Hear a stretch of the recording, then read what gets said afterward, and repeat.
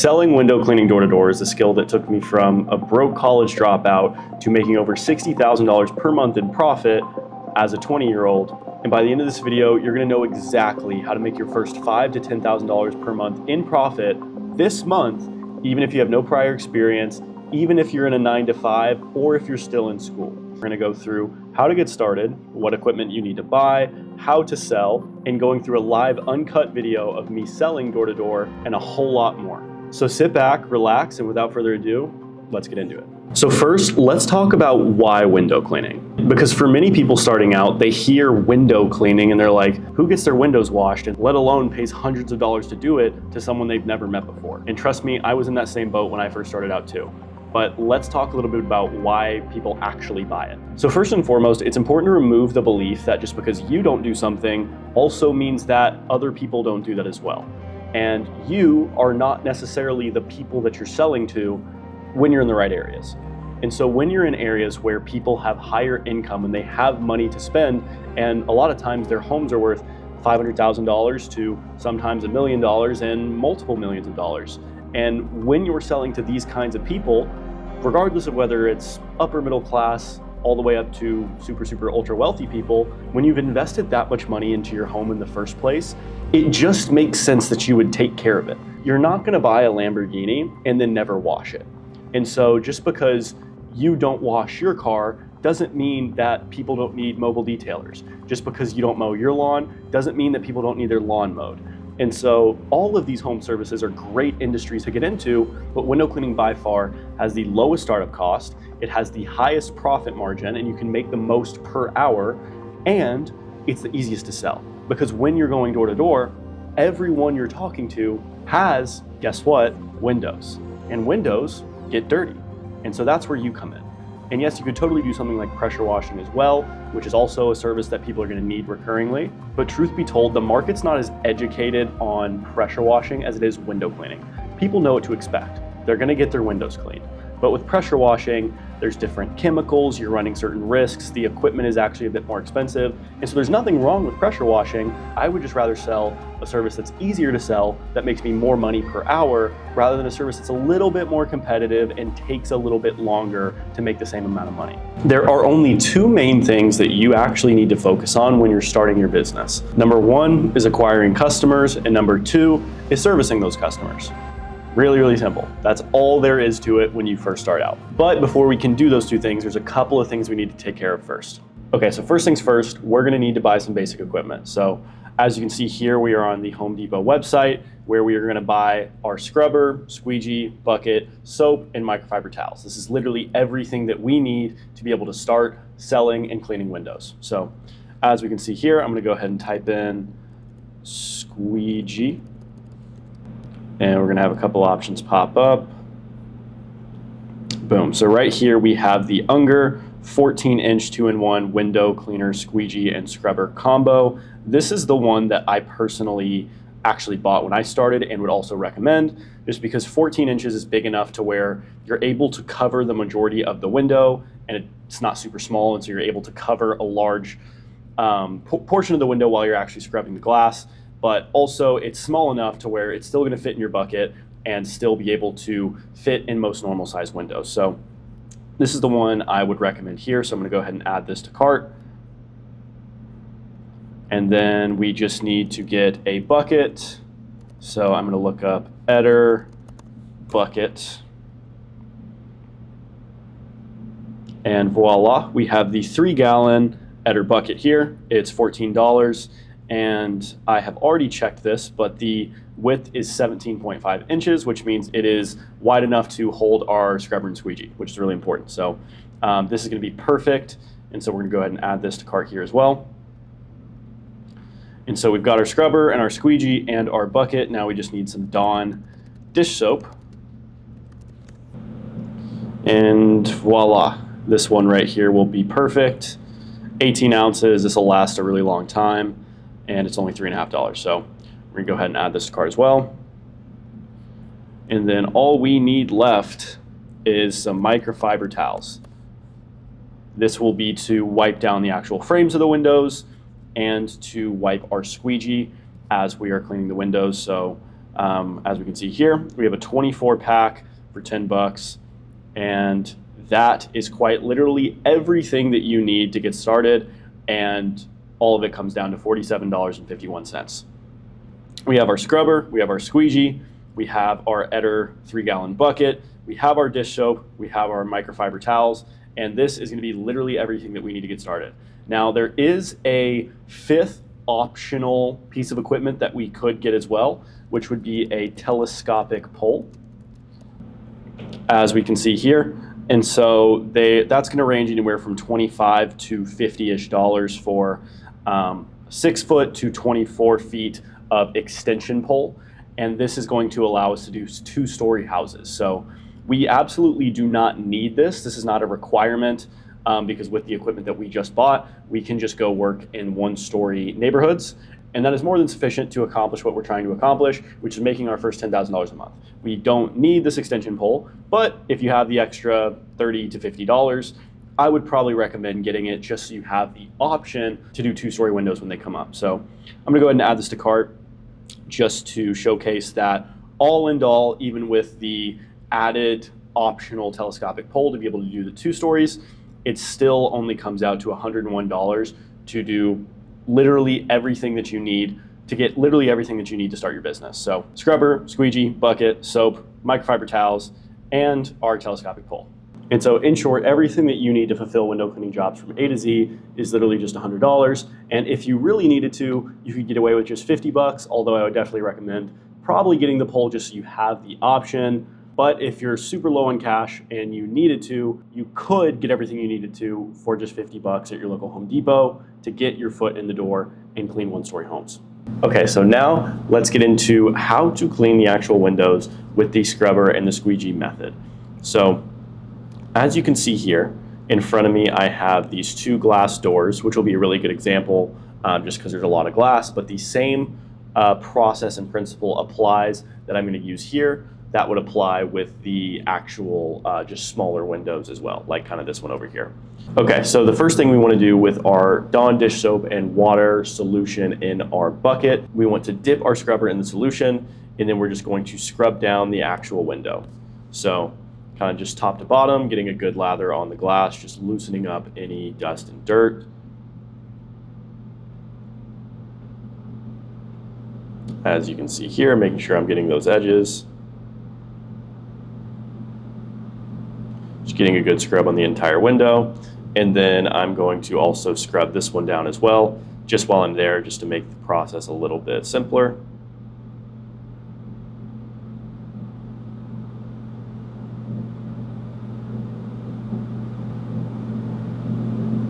Boom. So both glasses are scrubbed down. I'm going to get a little bit more solution on there.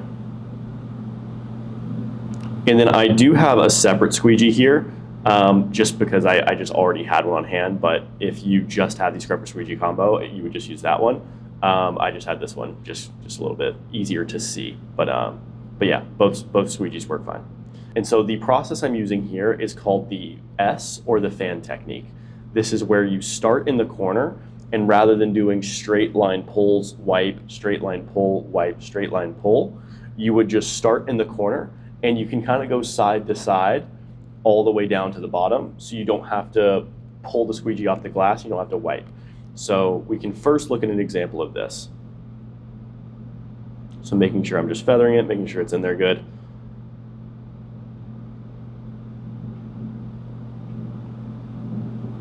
And then just side to side all the way down.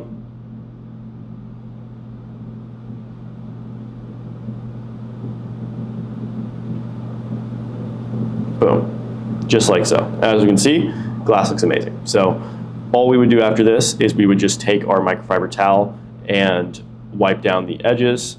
I believe I'm going to come over here and squeegee this one first. But I do the same process on this glass using the S technique.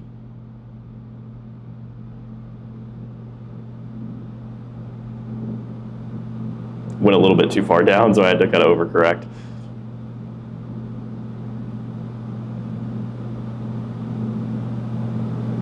And the good thing about the S technique, or the fan technique, is that even if you mess up or you miss a spot, you can just come back over it and you don't have to take it off the glass. So once you get the motion down, it's a little bit trickier than the just straight line pull, just because obviously that's really simple, but this is also super, super simple to grasp, and is really effective on big pieces of glass like this once you have it down. So I'll show one more clip of the straight line pull method just so we can look at an example of that as well. Okay, so right here, we've scrubbed down the glass, and now we're gonna do the straight line pull method. I'm gonna feather the top, make sure I've got all the soap, pull straight down. And then we're gonna wipe with our microfiber towel, make sure we got all the soap off the squeegee, and then we come do a second pull.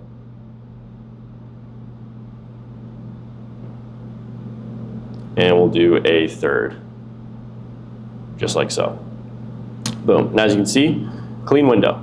And now all we would do is just kind of wipe down the edges to make sure we got all the soap off. And that is how to clean windows with the scrubber and squeegee method. And when it comes to collecting payment, once you're all finished up with the job and you've taken a look around yourself to make sure everything looks really good, you want to just go knock on the door and say, hey miss, we're all finished up. Did you want to take a quick look around? And if they say yes, just do a quick walk around the house, just look at all the windows together and then come back. Or even if they don't want to look around, you can just say, cool, did you want to do cash, check, or Zelle? If you have a credit card processor, you can use that too, but if you're just starting out, more than likely you don't. So cash, check, Zelle, Venmo are all perfectly fine. Okay, so we now have our window cleaning equipment and we are ready to now sell our first job. So the next thing we need to do is we need to pick an area to knock in. And so we're gonna go over super quickly how to pick areas to knock in and what to look for. So the first thing we're gonna wanna do is come on over to Google Maps, and we're gonna wanna make sure that we're on satellite so we can see the terrain and the layout. So I live in Charlotte, North Carolina, but for the sake of this, we're going to come on down to Austin, Texas. So zooming in here to Austin, right now we can see the whole city at a glance. The way we're going to pick places to knock is we're gonna look for higher income neighborhoods, right? We're gonna wanna go to places that are not necessarily, it doesn't have to be rich, but where people have enough disposable income to spend money on their house, people that like to take care of their home already. And so we're gonna look for things that would directly make a property more expensive. And so what this would look like is lots of trees, lots of greenery, as well as maybe bodies of water. Are there pools in the backyard? Are the roofs a little bit bigger? Are the driveways a little bit longer? Things of that nature that would go to show that this area is a little bit nicer, a little bit more expensive area. And those are the places that we want to knock in. So there's a couple tools that we can use outside of just Google Maps, but if you already kind of know the general area and you follow this rule of thumb, you can use just this alone to find areas near you that are going to be ideal to knock. So coming into Austin here, like we just said, we want to look for places on the map that are a little bit kind of more spacey. There's golf courses, there's bodies of water, things of that nature. And we can see downtown. I'm sure there is lots of nice areas downtown, but I don't personally know the Austin area that well. And so looking around here, there's a lot of the lighter green and kind of just tighter together homes like this, which are probably not as ideal to knock. And this isn't terrible, but as you can see, this is not a super, super nice area, kind of just a little bit more shacky houses. And so this is not a place that we want to knock. And so going back here, zooming out right away, if I'm just looking purely at the colors of the map and kind of the indicators I can see here, I can see that up here is a lot of just kind of farmland and nothingness. Same thing over here. But if I go to this left side in the west, I see lots of golf courses. I see bodies of water. I see the Lake Austin. I see the Colorado River. I see Lake Travis, and I see lots of windy roads over here, lots of trees, lots of greenery, and I can tell that this stuff is going to be very nice. There's lots of pools in the backyards. There's lots of cul-de-sacs. It's very, very telling that this is a nice area. And so just kind of street viewing, we can see that these are really, really nice properties, right?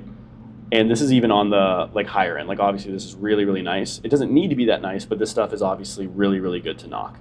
And so if we're just starting out, we might want to be picking areas, like if we don't have the telescopic pole, we might want to be more so looking at one-story areas, but just generally speaking here, we want to look for areas where people have a bit more disposable income. So areas like this. This is clearly a really, really nice neighborhood. People have very nice, expensive trucks. This is like a $100,000 truck. this is clearly a very nice house, and they're also pretty close together, so we can be pretty efficient working in this neighborhood. However, if we are only capable of doing 1-stories, then we're going to want to look for 1-stories. But we'll get to that in a second. Just want to kind of show some examples of places that I would want to knock if I were living in Austin. And stuff like this is really, really good. And so honestly, it looks like this whole west side of Austin kind of looks pretty similar. Lots of trees. This looks maybe not as good. This looks pretty good here as well. Boom. And so, yeah, this is a perfect place that I would want to come to if I only had 1-story equipment. All these homes are basically 1-story. There's a couple of these, but nothing too crazy. And most of these are all complete 1-story homes. So this is a perfect example of somewhere I would want to come. Very green yards, lots of trees, very nice properties, but they're not super huge, which means we could do them with very basic equipment, and we don't even need a telescopic pole. And I found that just by looking, and that's something that you could do the same. However, outside of Google Maps, and I could continue looking and find probably other places that aren't on the west side. Even just from what I've seen, there's lots of really good stuff over here. And I'm sure I could also find really good stuff more on the south side and maybe near downtown. Oftentimes there's a lot of nice neighborhoods near the downtown area, and I'm sure I could find those as well. So another great tool that we can use to find areas that are going to be good to knock is going to be Zillow.com. So we can use Zillow. We can go over to buy. As you can see, I've already got it pulled up to Austin here. I'm going to go ahead and kind of redo this. I already have my filter set. But what we're going to want to do is come on over to Austin and zoom in here. And we're going to want to come to the map. We're going to go ahead and put it on satellite as well. And then we're going to draw. So we're going to kind of just circle the greater Austin area that we would kind of be knocking in. Actually, we probably can even do a little bit more than this.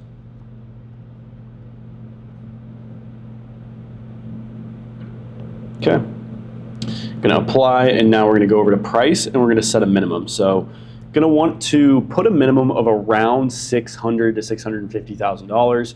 Now this is going to depend on your market, and in some markets, $500,000 is still kind of that upper middle class line. In some, it starts at like $700,000. So we just really want to put our minimum at the kind of like middle class line. And so right around $600,000 should be good. And then we'll put a maximum of $1.5 million because we don't want any mansions in here as well.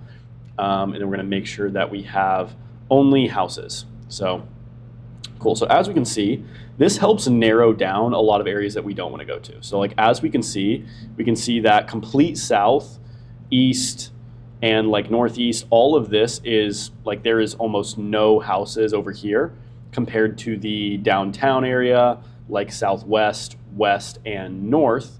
There's a lot of really good stuff because we can see there's a ton of houses for sale up here in this price range. So this just helps to narrow down not only where the actual houses that you're going to be targeting are, but also what they look like. And so if I was looking for kind of 1-story areas, I can use this and see over here, hey, this is a like 1-story house, and it's in the price range that would indicate that someone has enough money to buy window cleaning. So I can come click on this, and then I can see, okay, this looks actually like it's a new construction, so this area isn't built. But if it was, I could check out that area and see if it would be a good place to knock. And so I can keep doing this, like boom, this place looks pretty good. It's mostly 1-story and looks like a really, really nice area. So I can take this address and copy it.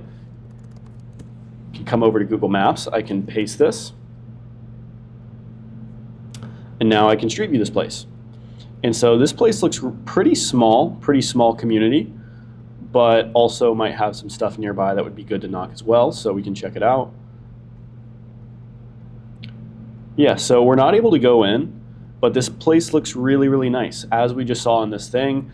And we can even see in the background some of these houses as well, and see that this is pretty consistent. All these places are 1-story kind of ranch style homes, maybe a couple 2nd-story windows here and there, but this is a place where if you had a telescopic pole, would be super, super ideal to knock.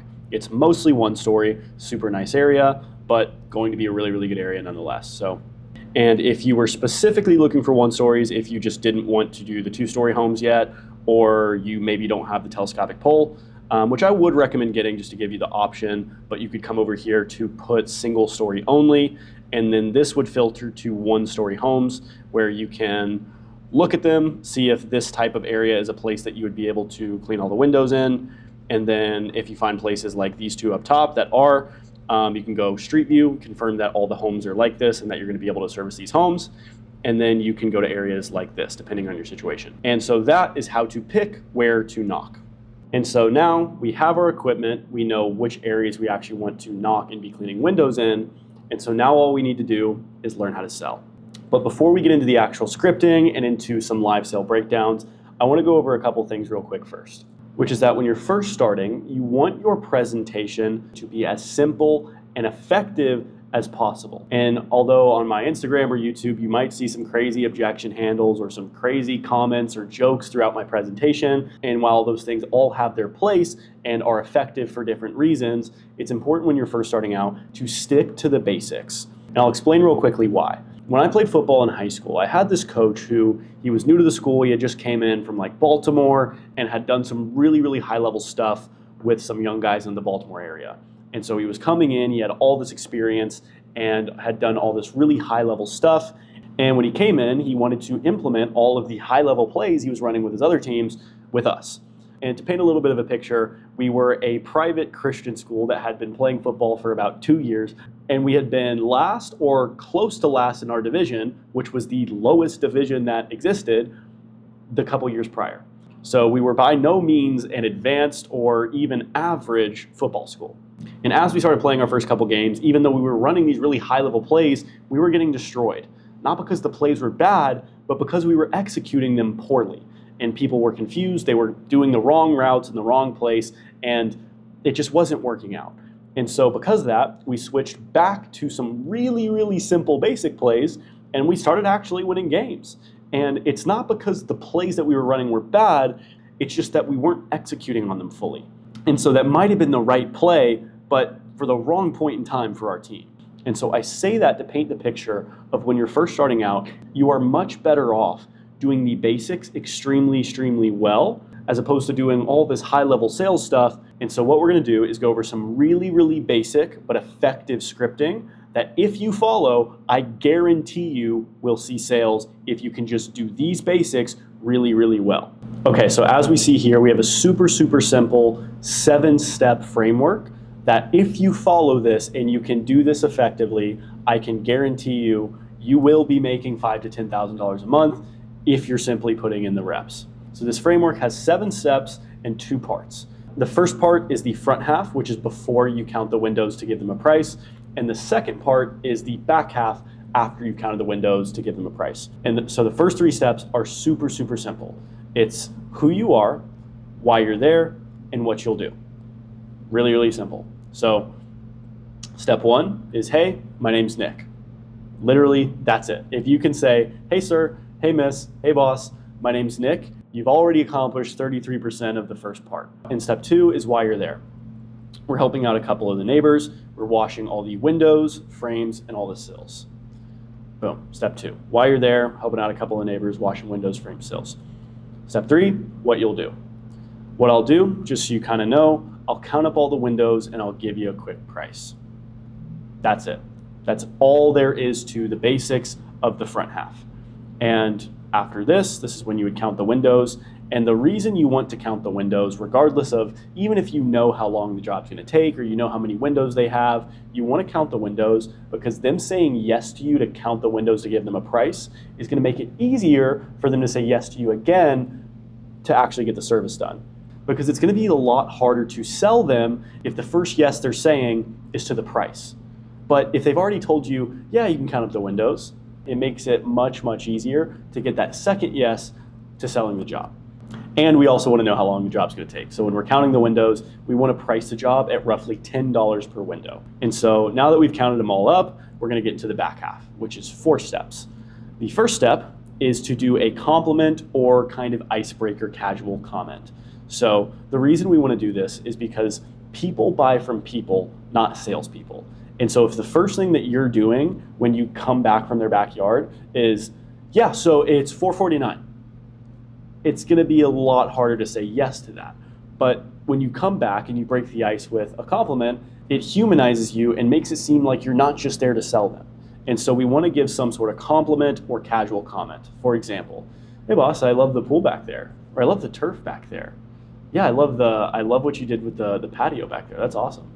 Or just a casual comment like, told you I'm pretty quick, or you guys have a lot of windows back there. Something just casual to break the ice, to show that you're a human being able to have a conversation and not just a salesman going through his pitch. And so once we've done that, then we can get into our summary of services, where we remind them what we've already told them, which is we're doing the windows, frames, sills, and use this as an opportunity to build value. If we just say we're doing all the windows, that sounds like not a lot. But if we say we're doing all the windows, all the frames, and all the sills on the whole house, that sounds like a whole lot more. And if you would assume that because you said it once that people remember, you'd be surprised to learn that they don't.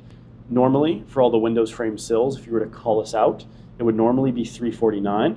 But while we're here, we take off our transportation fees. So it comes down to just $249 for the entire thing top to bottom, all the windows, frames, and sills. And we do this to price anchor. So if we come back and we just say, yeah, it's $250, that kind of sounds like a lot. But if we anchor them to the $350, normally it's $350 for a call out, but whenever we're here, it's just $250, it makes the $250 seem so small in comparison to the usual $350. And so we want to price anchor to them to the usual $350 and then discount to the $250. Now we need to close. We need to bring them to a decision, either a yes or a no. And so the way we're going to do this is by kind of assuming the sale. And so the way we're going to do that is saying, yeah, and as soon as we're done, me and you can walk around and make sure it looks really awesome for you. And we're kind of assuming the sale. We're going to nod our head just like that when we say it. Make sure it looks really awesome for you. So now, rather than having to ask an open-ended question where, would you be interested in that? Does that sound good? It's either a yes or a no. Now, by assuming the sale, it's not a yes or a no. It's either a comply and just go ahead and agree with what you just told him you were going to do, or he kind of has to go out of his way to say, oh, no, actually, we don't want to do that. And he's kind of explaining to you why he doesn't want to do that. And then you can get into objection handling, but that's a bit more advanced, and we'll get into that later. All we need to worry about is having an amazing sales process, following this 3-step front half and this 4-step back half process, because if you can follow this, I promise you, you are going to make $5,000 to $10,000 a month just off this alone if you simply put the work in. All right, so in front of me now we have a live sale that we're going to review together and kind of break this down bit by bit as we go through it. So you're going to see there's a couple little things that are kind of added amongst the 7-step process that we just went over, but I'll explain those as I go and why I did those things and why I added them. But nonetheless, when you're on the doors, you can stick to just that 7-step process. That's going to do more than enough. However, there's a couple things I do here to kind of just make note of, but we'll dive into that together right now. Let's get it.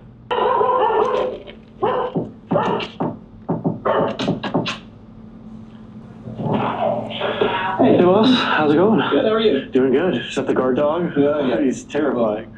My name's Nick. Have you kind of seen me on Kingston like the past 2 days? Oh, might have missed us.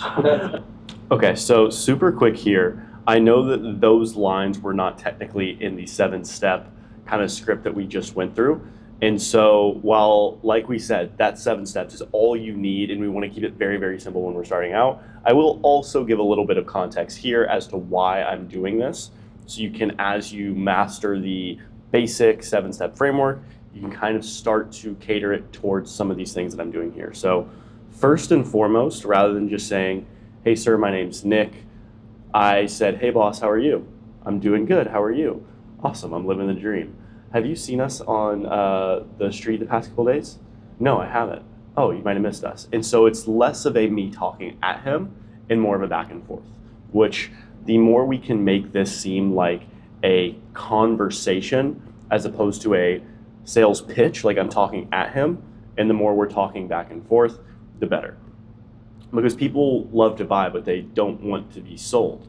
And so by me doing it back and forth, it makes it seem like this isn't pre-scripted or pre-rehearsed. I'm just a guy, I got my coffee cup, and I was just popping over. And then the line, have you seen us?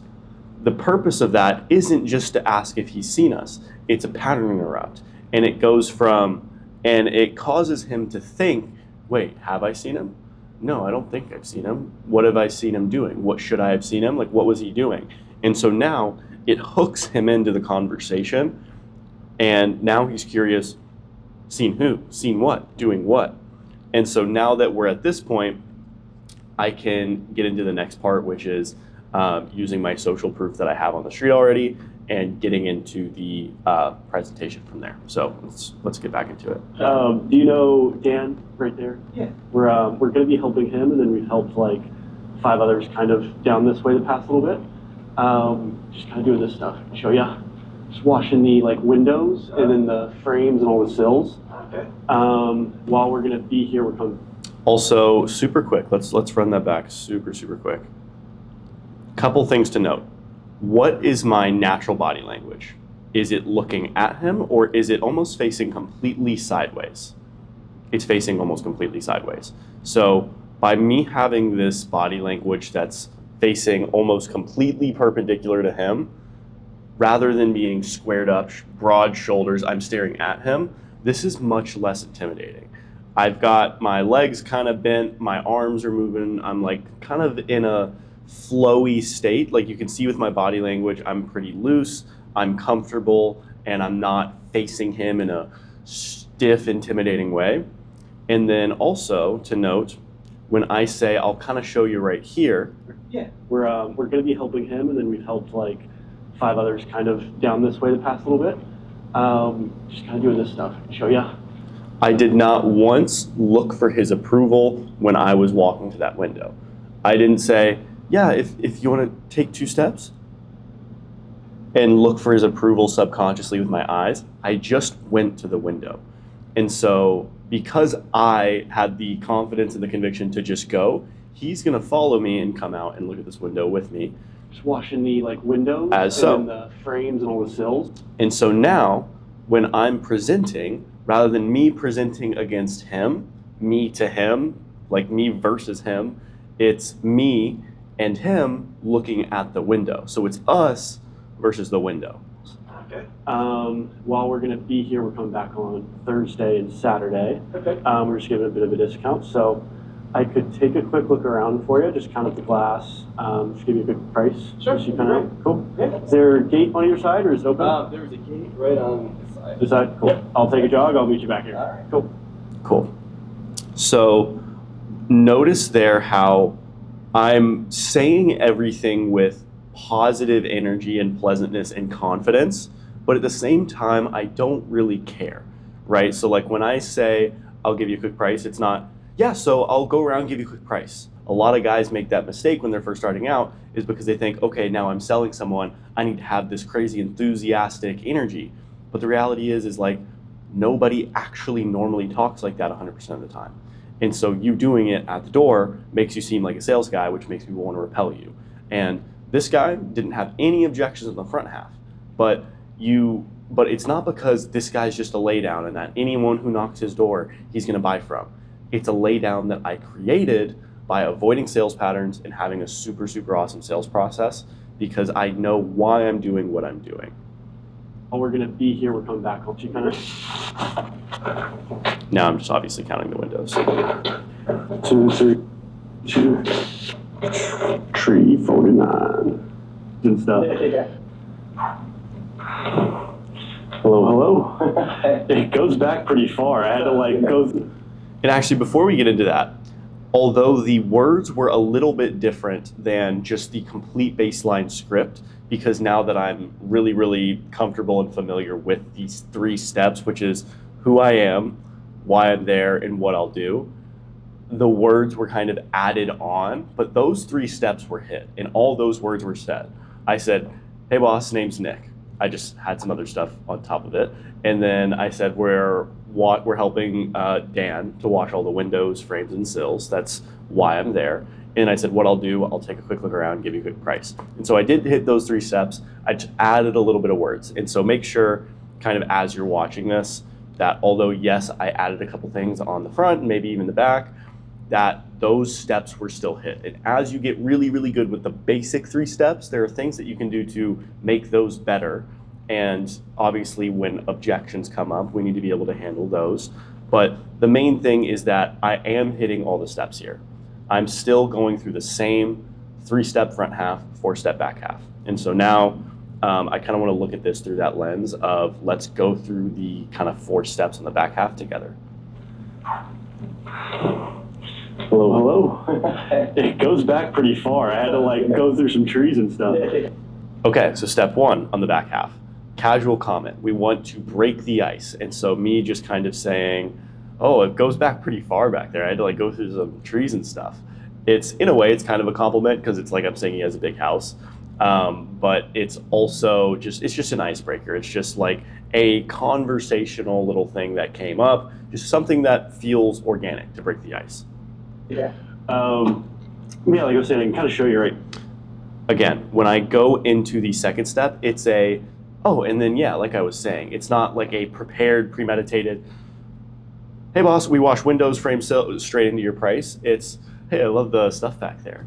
But yeah, like I was kind of saying, you're almost a little bit like you forgot, because that makes it appear like you're less of a salesman. You're just a guy telling him, having a normal organic conversation, but still at the same time leading them through the sales process. So now we're gonna take him back to the window and go through the same process we just went through and go through our summary of services. So let's get into it. Right here, this is a little bit better of an example. We do wash the glass, but the main thing with all the frames is if you just see the glass when it rains, like this stuff all kind of drags back down. So we scrub down every square inch of all the glass, all the black frames, all the white ones too, and all the cells in the tracks. Then we rinse everything down with deionized water, so there's no like spots or streaks left behind. And we do all the tall stuff. So every window, frame, sill, and then all the doors. And I noticed you had the door and the window on the like back kind of thing too.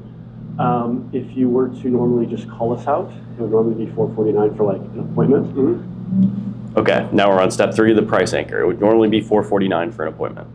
Well, we're going to be here on Thursday and Saturday. We just take off $100 on each home, so it comes down to just $349 for every window, frame, sill, and door. And yeah, we have a full guarantee. So as soon as we're done, $349 for every whole thing, every square inch. Yep. Okay. All right. Cool. And then we'll. And he almost he said, all right, cool, before I even finished going for the close. And so now I just ask him, okay, would Thursday or Saturday be better for you? Would Thursday or Saturday probably be better for you? Thursday. And would there be any like time restraints? We could probably do morning or evening. No time. You don't need access. Usually we have a house cleaner comes on Thursdays, and then in front. That's about it. Yeah, the only thing would need inside it all for is there's a couple of screens on the top back. It's like. Okay, now a mini little masterclass on screens here, because a lot of people say, what do I do with the screens? And so not gonna get into a crazy 10-minute answer with all of the nuance, but as you can see here, he had 5 screens in the top back. And so super simple, I just say all I would need from you is if you could just pop out those screens for me, that way we can just do all the glass when we get here. 4 or 5, but if you wanted to pop those out beforehand, then we'd be totally good to go. Okay, all right, cool. Cool. Yeah, Awesome. That's simple. That's simple. When you say things with confidence and you don't make them a big deal, it becomes not a big deal. And so there's a couple different ways we handle screens just to get a little bit more nuance. Number 1, we can ask them to pop them out. Number 2, we can remove them, clean them, and put them back for an upcharge. Or number 3, in certain situations, maybe it does make sense to pop out the screens for them, whether, you know, maybe it's an old couple or they have meetings. And if you need to pop out the screens to secure the sale, do, but you also don't want to waste a bunch of unnecessary time on jobs that you don't have to. So that's a little mini masterclass and just a real example of me doing this in person and just saying with a ton of confidence, yeah, if you just want to pop out the screens, you'll be totally good to go. Cool. And so always get the sale first, make sure there's the sale secured, and then tell them to pop out the screens or mention the screens. But yeah. I'll grab your name and address and I'll shoot you a text. Boom. Okay, so that's it right there. As you can see, from cold door to a $350 sale in 4 minutes and 55 seconds with no cuts. So this is what it actually looks like selling jobs door to door. And if you can follow the 3-step front half and the 4-step back half, and once you've mastered that, even can start adding in some of the little things that I'm doing here, like having a coffee cup in your hand, or consciously trying to make it more of a back and forth, making sure your body language is not intimidating. If you're new, it's probably also best to stand a bit further back. Obviously, I'm really good and I have a lot of experience, and so I'm able to, with my body and in other ways, make myself unintimidating, even if I'm really close. But if you're new, you probably even want to stand maybe back here on the steps. So little key there. And as you get better and better, then you can start to focus on how to handle objections and things like that. So congratulations, you are now a much, much better salesman than you were before. So the absolute worst thing that you could do right now is procrastinate anything.